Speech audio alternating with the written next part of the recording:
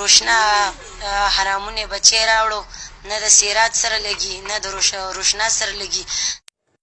دا لوبه خو ما ګرموله، دا خو ما د خدای نه دا ورځ غوښته چې دا تصویران ما د جینۍ دا په قص باندې ورکړل چې ما ته پته وه، ما وی ته به دا وینې او ته به د دې تصویران ورکې.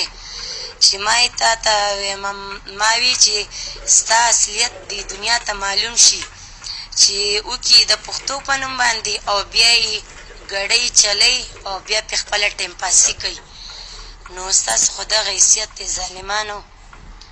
تاسو ځان ته سړي وایئ، هغه چې بیګم په بوډېوالي باندې چې دی ورکوي، هغه د خویندې دې ورکوي، روشنا حرامونه بچی ګرو دا د نیلم ګل کم وایسونه چې وو هغه تاسو واورېده.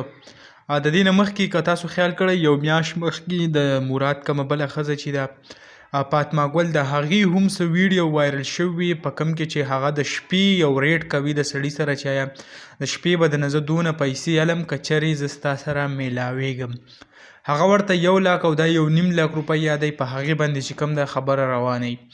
نو کوم زموږ پښتانه چې دي هغه خو دیو په شرمونو باندې وشرمول مراد، یعنی دا اوس د دې ښځې کم نیلم ګل چې دا د دې وایس راغلی دی او هغه په وایس کې چې څه وایي هغه تاسو ټول واورېده.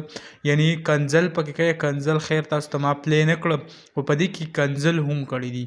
ډېره زیاته د شرم خبره ده دې ډمانو چې کوم دی زموږ پښتانه هغه په شرمونو وشرمول.